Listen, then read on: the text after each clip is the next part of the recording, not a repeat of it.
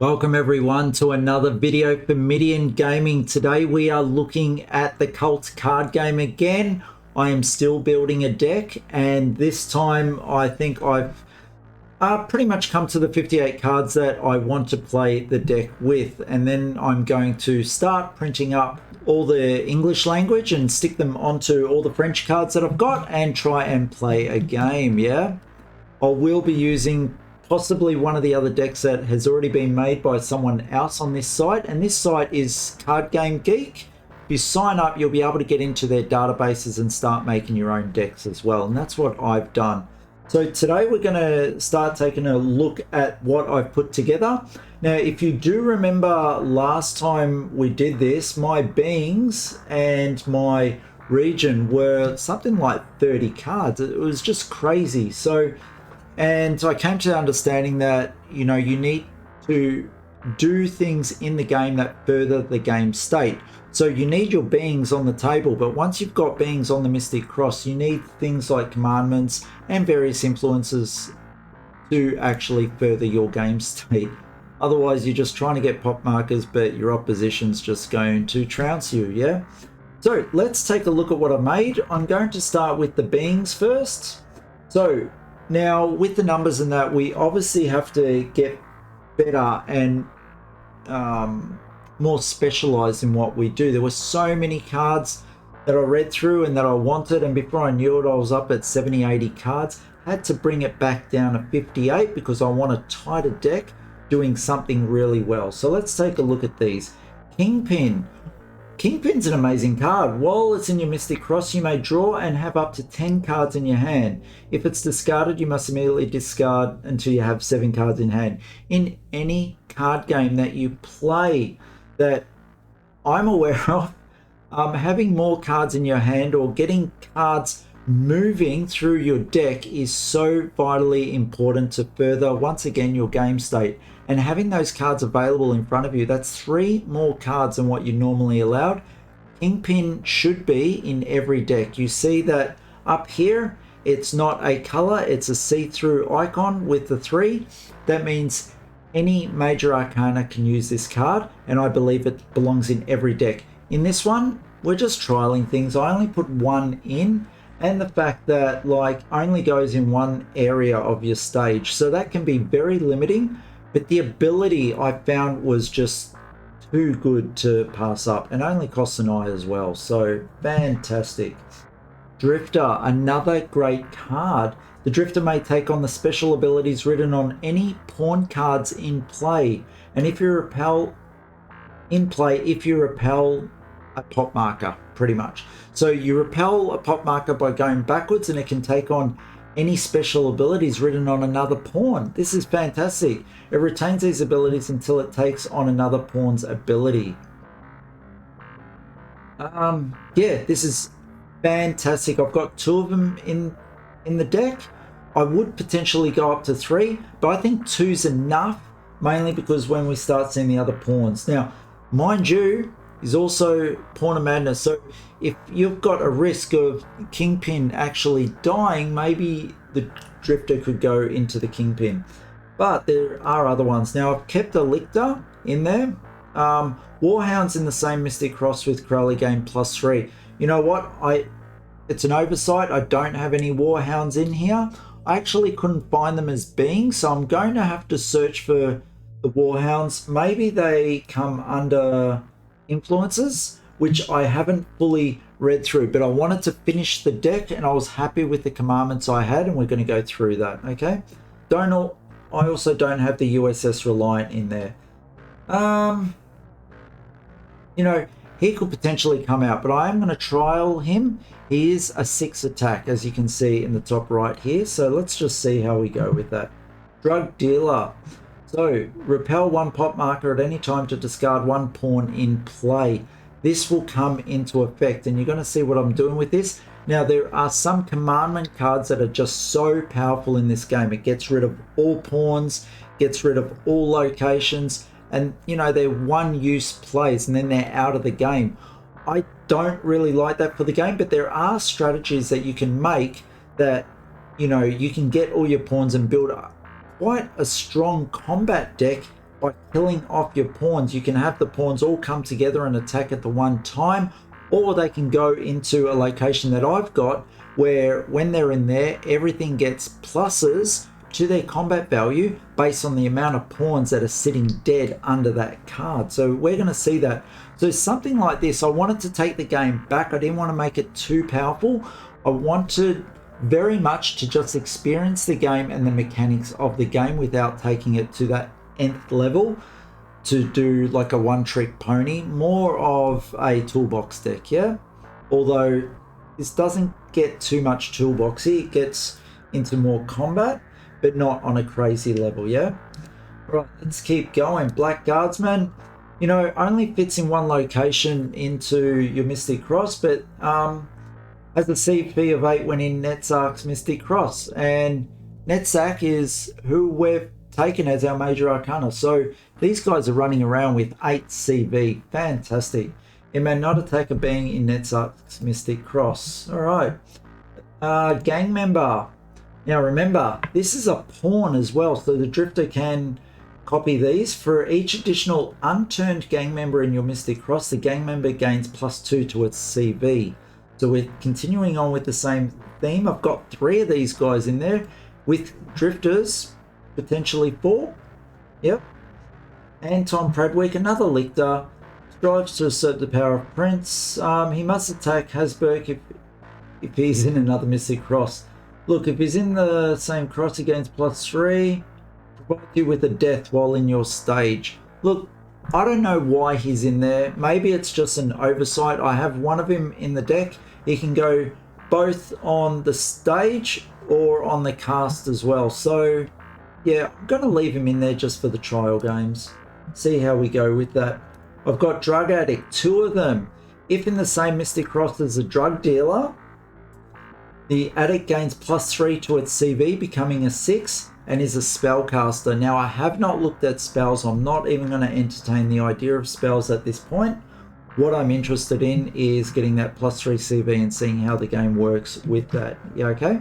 All right, let's keep going. We've got Lictor being the last being. A disciple of the Demiurge and servant of the Archons, provides you with a madness while in your stage. So I thought that was quite good. Goes on all the casts and one within, which is pretty good, is a 6 and easily costed. So yeah, no, very good, and provides another eye. So I thought that was good. Stage and cast. So one area on the stage and every position on the cast. All right, and that brings us to the regions, what I'm left with. Just one of each region. Regions are good because they go in multiple areas of the stage. So it provides control over an additional passion and madness. So fantastic. That's why I've got them in there, just because they provide the extra icons just in case I need them. Ladbroke Hill, doing the same thing with dreams and death. That first one was passion. So the flower is passion and madness. I'm still learning the symbols, guys. Let's see if I can do it on this one. Death and madness. Yep, death and madness. There you go. So yeah, and various locations. So I believe I've got enough to actually form Mystic Crosses and be quite successful at it. So then we get into what's left. We know Netzach is there. Netzach has one of each symbol, just keeping it easy, seeing what we can do. He promotes war and test strength. Perform an extra attack with one of your beings that did not attack this turn. Wow, fantastic. I'm going to see how that actually works to see if I can actually move markers while still attacking with those beings. We'll see how we go. Let's look at the influence, the easiest thing to look through before we hit commandments. Influence and attach to a being may prevent being discarded after losing a combat. So in effect, where I actually lose a combat and they've got the vest, they're wearing this. So very good. We've got Ladbroke Hill. Oh no, where am I going? We've got Morgue. Now this is quite an interesting one. Now bear with me. Let's go back to Inferno. I didn't look at Inferno. I looked at Rue de Sevenge, but not Inferno as a location. Now take a look at this. All pawns from your Mystic Cross who are killed, going back to that card which So drug dealer can kill off pawns, but there are other cards that kill pawns off in mass. All pawns from your Mystic Cross who are killed must be attached to Inferno face down. Okay, each attached pawn gives all living pawns in your Mystic Cross +1. So you bring out another pawn, you've just killed about 3 or 4. That's another +3 or +4, plus whatever pluses the pawn has as part of its special abilities. If in the same Mystic Cross as Purgatory and or Morgue, you may choose where dead pawns go. And I chose Morgue for this reason here. So Morgue, attach your killed pawns to the Morgue instead of discarding them. They can hold an additional pop marker for each pawn attached to it, okay? So you proclaim this on a station in your cast, and the pawns can gather there in order to hold more pop markers, or I can attach them to the other location to go full on in the combat. So I've got 2 ways of winning the game: smashing the opponent so they can't get their pop markers into their hub while I do it slowly, or I speed up my effect while still getting into combat but leaving one free for my cast member to actually retain more pops and try and move them along, okay? All right, and keep them off the opposition, because remember, there's only a certain amount of pops that are available within the pool, and once they're all gone, you've got to get them off the opposition somehow, yeah? So they're quite invited to come over and try and do that. I do have stuff to stop that as well, so let's keep going. Hunting Instinct. This card allows the influence being to attack a being in a stage. So if I want to rush someone, I will do it, yeah? All right, and I've only got 1 of those. That could potentially turn up to 3, depending on how this deck plays. Now let's take a look at the commandments. I put in 2 chainsaws. Actually, this is coming up as a commandment, but it's really an influence. But I thought it would be funny to have a chainsaw and be able to attack other people's locations and not just their cast members. Yeah, and the region has a CV equal to twice the number of suits it requires to proclaim. So a standard location, let's say, is 2, so it'll become 4. Bigger locations might have more, but I'm expecting 4, and my CVs on just about all my guys are better than that. So I could potentially, with this, take out locations as well, and locations are so good. All right, Impaled. 1 being is at -3 to its CV until the end of combat, so I can do that. And an interesting point to note with the chainsaw, normal attacking rules apply. The region has a CV equal to twice the number of suits, so it's not cards that affect beings in combat may be played on the region during the attack. Impaled can give it -3 and quickly destroy it, even with a weak pawn. Let's take a look at Stretch. I thought this was interesting. Played any time except during a combat, give one of your pop markers, your choice, to an available card in an adversary's Mystic Cross. You may then immediately attack a being in that adversary's cast or stage. So it's given me another rush. I could have got it through the other card, but I just thought it would be interesting to play something like Stretched. Agitator. Play at any time, take a pop marker from a cast and put it on an available member in another cast. Boom, yeah? I want that, I'm taking it. No, I'm a little bit slower on grabbing it, you're fast. Here we go, we're coming across the table and we're going to take them off you, yeah? If not, try and kill you. Maybe take it off you, then kill you. Right, Rage of Masses. Play during combat. 1 being gains +X to its CV until the end of combat, where X is the total number of pop markers you have in your cast or stage. So if I'm building up pop markers in my stage, I'm also giving pluses to my combat values. Pretty good. All right, let's take a look at Open Artery. Play during combat. 1 being is at neg to its CV until end of combat. You can see I'm doubling up on some cards, but I wanted to try different cards and see how they work. Torn Asunder. You may discard any 1 attached card in play. So if someone's got something good happening on their side, I discard it. Mask. I really like this. Play while you are proclaiming any being or playing an influence card. You may ignore station indicators when playing that card. So let's take a look at influence, see how they've got various stages. That Bulletproof Vest, well, goes on everyone anyway. Morgue, I could potentially put that on someone on their inner section, and that goes on the cast. So you know what? This mask may be maybe a waste. I might change that out looking at it now, because I'm not playing as many influences. So I could put more hunting instincts in, 2 more, and put something else in, such as maybe another open artery. Let's keep going though. 2 is more than 1. Play before you attack. 2 beings in the same cast may join forces in combat. Add their CVs. If the pair is defeated, only one is discarded. You choose which. So if I'm coming up against a huge adversary, let's just say, and I've only got certain amount of CV available to me, I can have 2 gang up together to take that one out. I like it. 2 is more than 1. Malice. Play during combat. 1 being CV is doubled until the end of combat. Same deal if I'm jumping into something big. Gory. The victorious being must immediately attack again if able. So if I'm in combat and I'm really trying to trounce my opponent, this card, which I've got 3 of, allows me to attack twice. So that lictor with 6, or maybe some of those gang members, anything, I'll just keep attacking. I want it to be aggressive. I want the opponent to not have anything in their cast members there, especially the cast or the stage, in order to move those pop markers. I'm going to do it slower, and I'm going to slow them right down. Yeah? All right. Well, this is how I'm hoping it works. Yeah? So while they're beating people up, play immediately after a combat in which your being was the winner. The being may let the loser live and instead attack another being at +5 to its CV. So this sadomasochist is going after someone light. They know they're going to win in order to get this +5 for the next attack to take out someone bigger. Yeah. So I'm thinking ahead with that. I might not be the biggest alpha on the table, but I'm going to do stuff in order to take that other alpha down so I can be it. Yeah. Lack of faith. Let's take a look. Play immediately after an influence card is played. The influence is ineffective and discarded. That's just some protection for me. I don't want the opponent getting too big on it. Same with this card.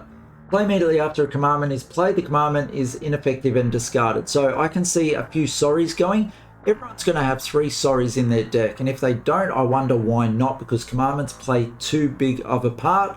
I expect to see sorries played on sorries played on sorries, really. 7 cards in hand. There is good chance that you may have 2 in your hand at any one time. Cleaving. 1 being gains +3 to its CV until the end of combat. So just giving the +3, whether it's -2, +3, it really doesn't matter. Just trying out the different cards. Let's see, Purge Power. Play at any time. Turn 1 Major Arcanum face down. While face down, that Major Arcanum loses control of the 4 suits on its card and may not use its special ability. This is in there as just a prick card, just to slow them down as much as possible. I just got the 1 in there. Like I said, I didn't want to take this game to the next level just yet. I want to play with the cards, enjoy the game, enjoy the mechanics of the game, and be able to produce these type of videos for you guys. We're almost there, 4 more cards to go. Unhuman Appearance, another card to mess up the opponent. Attached to a being at any time except during combat. The being's illusionary veil looks nothing like human, preventing it from interacting with humans. It may never reside in a cast, so the ones on the side. If the being's controller is unable to move it to his or her stage by the end of her next time, the being is discarded. So what we're going to do there is we're going to play this on a being, especially one that we're having trouble taking down, take out all the other casts that's around, and then at the end of the turn, hopefully they discard and they've got no casts there to move pop markers into towards their hub, onto the stage and into their hub. Woo! Here we go, Purified. 3 cards left. Right, play at any time. 1 being or marker is cured of all dark secrets, disease, and or infection, afflictions, and of any such attachments are discarded. This is just protection, yeah? I don't know what the opposition's going to bring. Kadavar. Death is only the beginning. Play at any time. All your discarded pawns immediately rise up and attack any one being in play. So that's what I was talking about, these pawns, the idea of using the pawns with this card. They all rise up, add their CVs. They may not use any special abilities, and after the combat they return to the discard pile. So if I don't have Morg out or Inferno, I can use this with my pawns to all rise up, smack someone down, and then go back. That's a great card. It's probably, I should take out, and I'm going to say this right now, you know what, I might do it while I'm here, you can see me do it. I might increase, let's take out Mask. Oh, I've only got 2 masks. All right, so we'll take out both masks. As I said, I wanted another Hunting Instinct, and we're going to put on, now where was it? What was I just dealing with, guys? There it is, the fish. Now the fish won't always be able to be played, but in the chance that I don't see the other 2 cards, I'm going to play Cadaver, yeah? All right, so let's get back to the overview.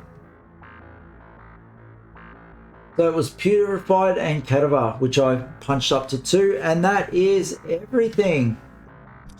So guys, what did you think? Do you think I've got a deck to make a play on winning a game?